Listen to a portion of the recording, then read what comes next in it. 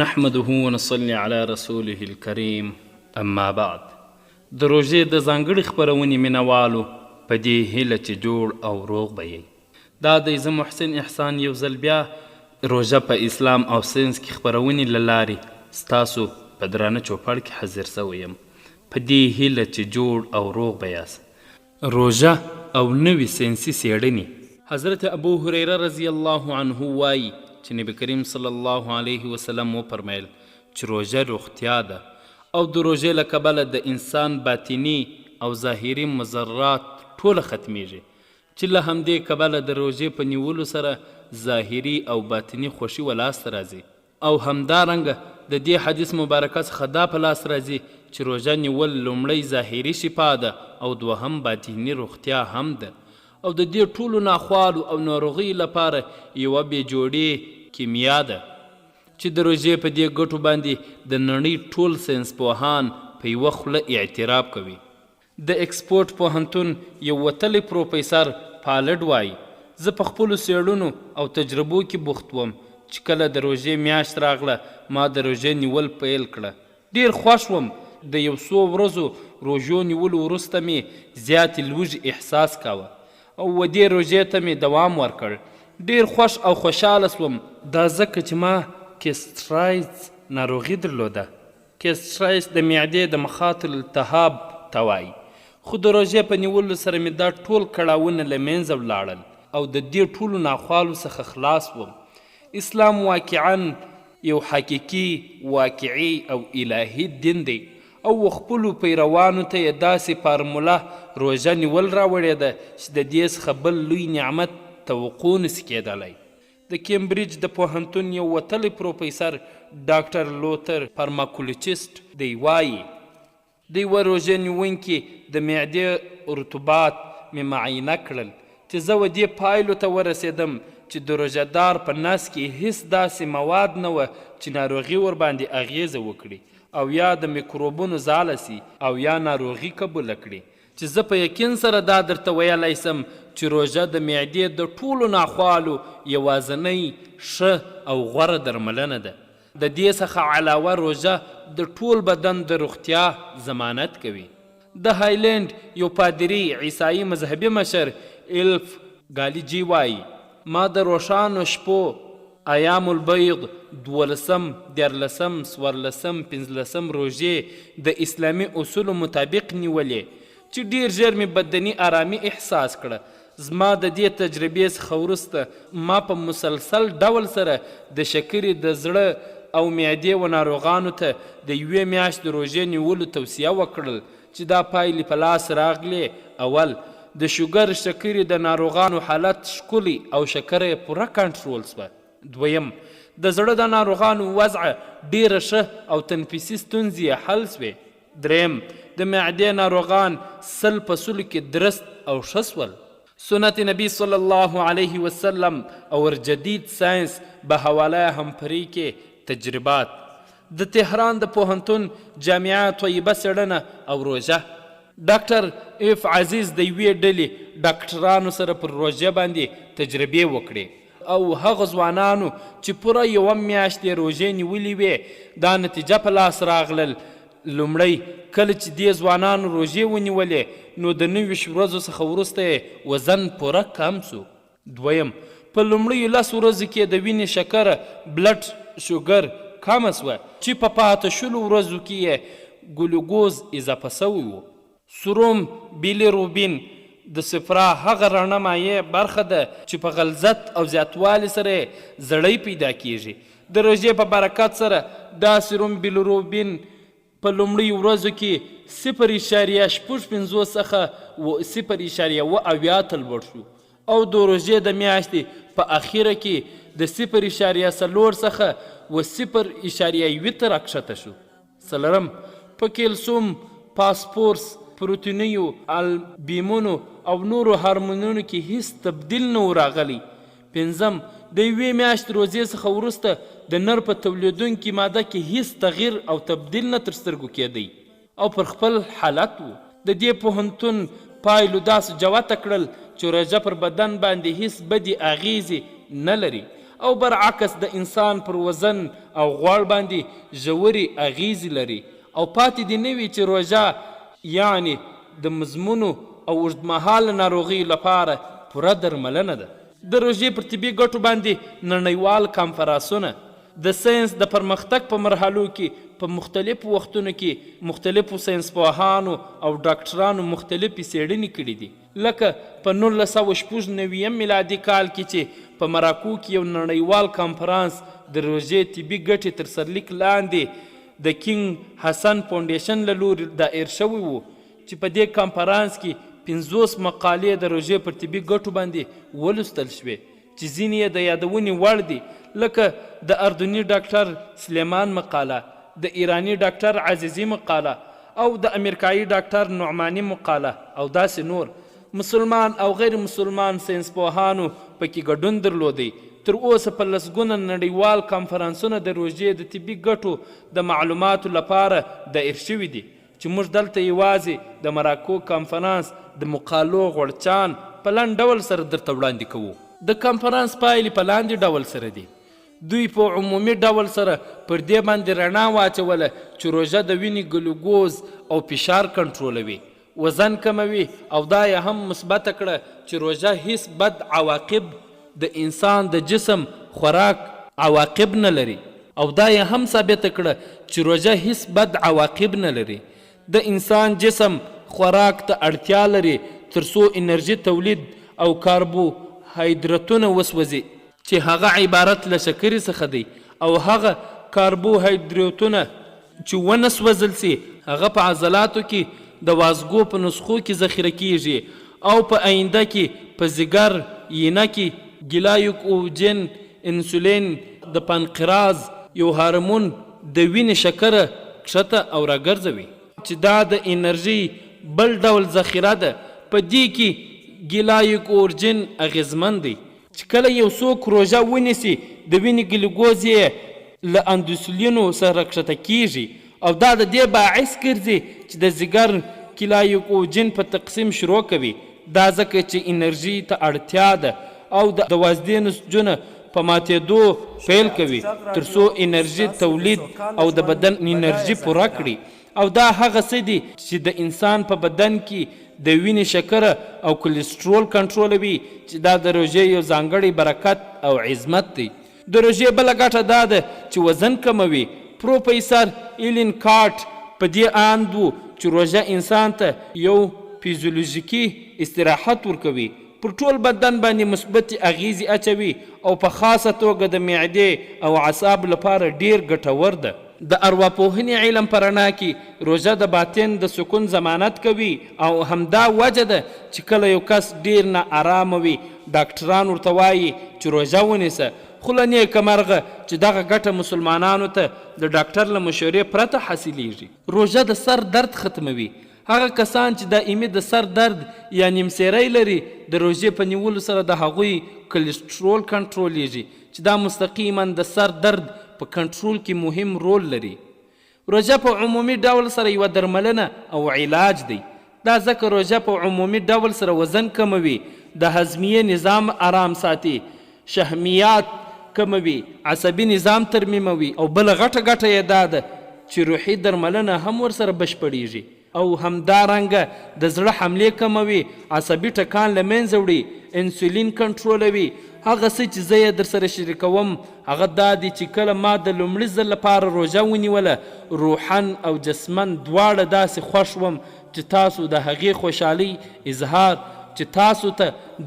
خوشحالۍ اظهار نشم کولی. د روژې د ځانګړې خپرونې مینوالو خپرونه دوام لري خو له لنډې دمې وروسته.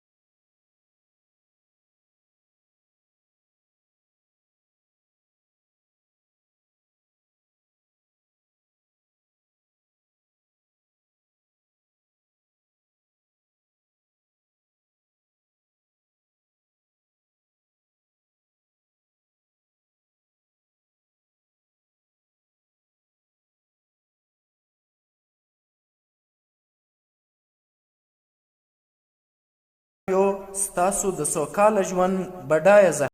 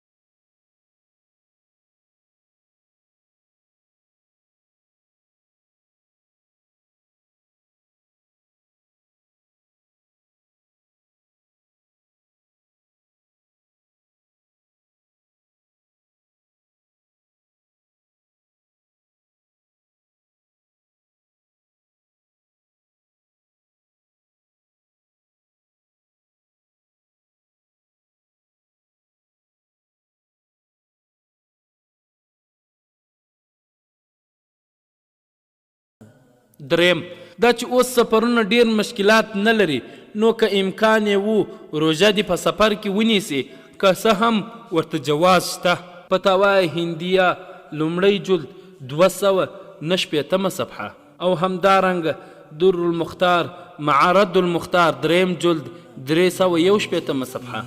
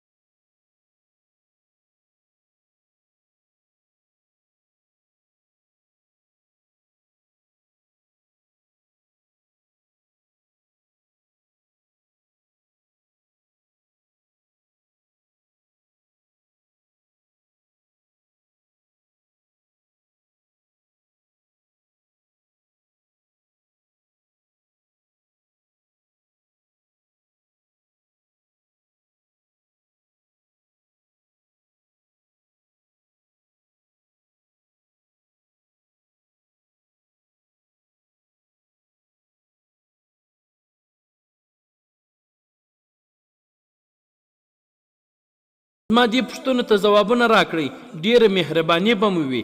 اول تراویح چا پیل کړې؟ دویم تراویح څو رکعاته دي او حکم یې څه دی؟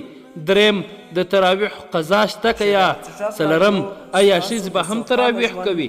جواب: اول تراویح نبی کریم صلی الله علیه وسلم پیل کړي دي. دویم تراویح 20 رکعاته دي او سنت مؤکد دي.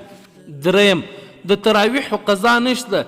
که چیرې له یو چا څخه په مسجد کې تراویح تیرې شوي وي نو دی کولی شي تر صبح صادق مخکې تراویح وکړي، او که چیرې قضا سي بیا یې قضا نشته. څلورم بلې لکه څرنګه چې نارینه به تراویح کوي همدارنګه به ښځې هم تراویح کوي.